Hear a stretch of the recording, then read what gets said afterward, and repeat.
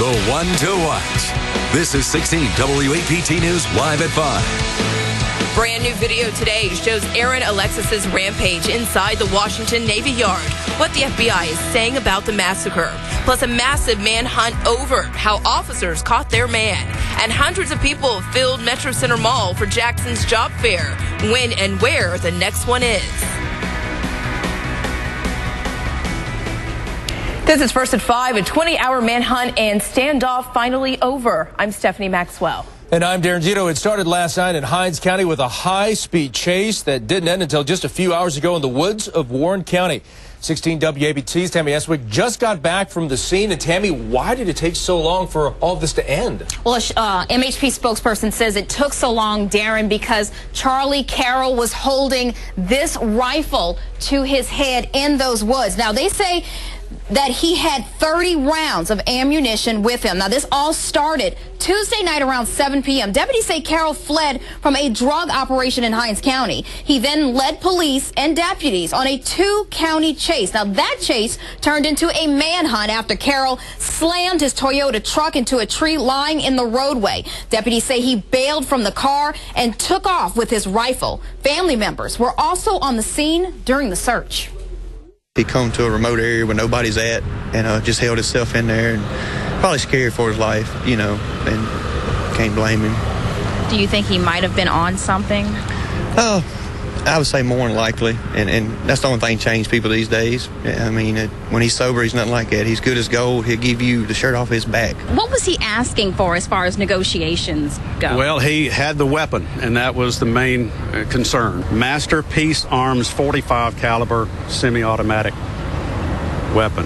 And it's more of a long type gun with a 30-round magazine. Is that like a rifle or? Yeah, it's, you know, it's, I don't know, probably about 2.5 feet. And tonight, Carroll is under observation at a hospital, but he is in Hinds County custody. They couldn't immediately tell us what he's being charged with. Well, Tammy, I understand that a couple of deputies got injured during the pursuit last night. That's right. 2 deputies were injured when their vehicle crashed, but tonight we hear that they are okay. Darren? That's some good news. All right, Tammy Eswick live for us. Thank you. Well, it certainly was a foggy start here in central Mississippi this morning. Here's a look at I-20 West just outside of Vicksburg. Yeah, pretty tough to see in some spots there. More of the same in Madison County this morning where the fog was thick like pea soup. Drivers had to use caution on the roadways during the morning commute. Yeah, there's that fog right there. And over in Rankin County, well, drivers had to take it slow because of those foggy conditions, too. Visibility was limited by all of that fog in the area. Well, David, after that fog burned off, we certainly had some sunny conditions. Well, and it is going to be a beautiful evening. Temperatures pleasant, light breeze, mostly clear skies, and the humidity comfortable there. You see falling into the 70s. Eventually tonight, we're going to be heading down into the 60s. There could be a repeat of fog tomorrow morning. I'll talk about it coming up. Thank you, David. New tonight, a brother and sister are dead after a crash in Vicksburg. The Mississippi Highway Patrol says their SUV ran off the road today on Highway 465 north of Eagle Lake and then hit a tree. Both passengers were thrown out of the SUV. They died on the scene. The new director of the FBI is in town today meeting with local leaders. 16 WAPT's Jennifer Ortega was at James Comey's press conference and has those developing details for us. Jennifer. That's right. It was James Comey's first time in Jackson. This is the federal building where he just talked. The director says there are no special measures he's here for specifically other than to meet the local leaders and strengthen the national and local bonds. This is what he says they're doing regarding local crime.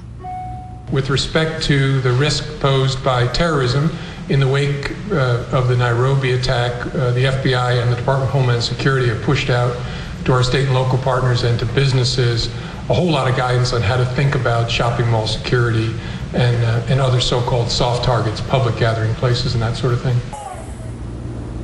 Coming up at 6, we'll tell you what the National FBI Director is saying about crime levels in Jackson. In Jackson, Jennifer Ortega, 16 WAPT News. Right, Jennifer, thank you. The results from 2 special elections are still rolling in tonight. In the Hattiesburg mayoral election, Dave Ware and current mayor Johnny Dupree are locked in a dead heat. Both have 50% of the vote. They're about 30 votes apart. Election commissioners continue to count more than 1,000 absentee ballots. A judge ordered the special election after Dupree defeated Ware by just 37 votes back in June. And there will be runoff elections for 2 Hinds County supervisor positions. Democrats Gerald McWhorter has 31% of the vote over Willie Earl Robinson for District 2. And Democrat Jerry Hopkins has 41% of the vote over James Lapp Baker for District 4. There needs to be 50% plus 1 of the vote to declare a winner.